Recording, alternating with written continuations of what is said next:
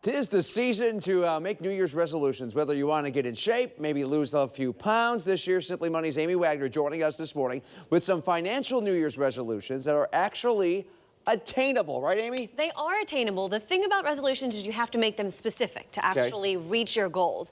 But the stats aren't good because 50% of us make New Year's resolutions.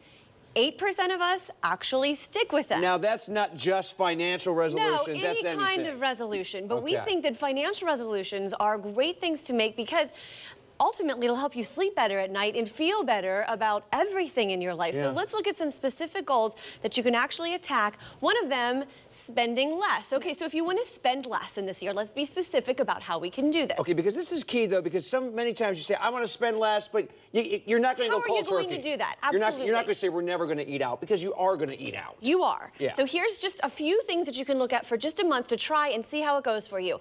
Don't eat fast food for a month. No pizza deliveries, no drive-thrus. If you're spending on average about $30 a week on that, that's $120 a month, $1,440 a year that you would save just by cutting out that fast food. If you are a coffee addict, Frank Marzullo, Yes, any I am. confessions here? No, so we went through this whole budgety thing about budgety thing. You can see who does the books in our house. My wife. Not you. About 2 months ago, and I realized after we did it, I spent like just over $500 in 2 months on coffee.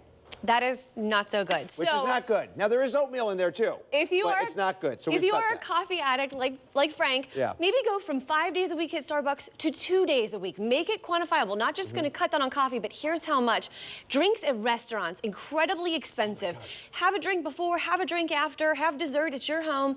Cutting down on those kinds of things, just drinking water at the restaurant, save a ton of money. You will realize after a month of trying these things, wow, I've got a lot more money in that account. It's amazing like liquor and wine and beer in a restaurant and how that adds to your bill if you're just drinking water or tea. Even drinks for kids, absolutely. Those soft drinks are expensive too. Now, if you want to save more, Simply Money has a great rule for you to follow. The 50-30-20 rule. This is essentially 50% of what you make every month, of what you bring home, goes to your needs. This is your mortgage, your rent, your utilities, your food. 30%, this is the fun part, goes to your wants.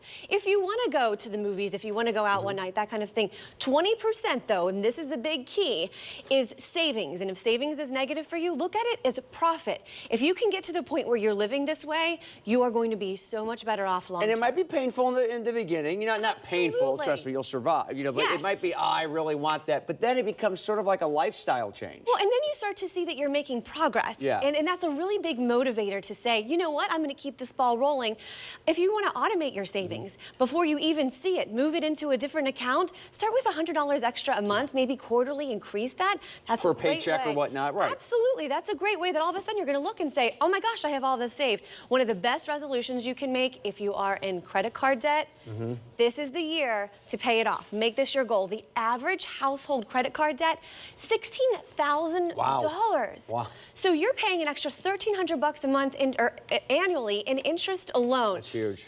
If you're worried about, okay, how can I even tackle this? Set a time frame. Say you're going to do it this year, 12 months. How much does that need to be monthly? You may have to make some sacrifices in order to pay it off. You will feel so much better about yourself when you do. And then, once you get it paid off, commit to breaking that cycle. Because for a lot of people, it's like, yay, I've paid it off. Right. Now I want this and this and this, and you start that vicious cycle all over again. So commit to breaking that cycle. Some great financial New Year's resolutions. Absolutely. And it's just biting off a little chunk at a time, being specific. You can do it. And you see that progression. It's like losing weight. I lost 4 pounds. Oh, you know what? It's working. It's going. Exactly.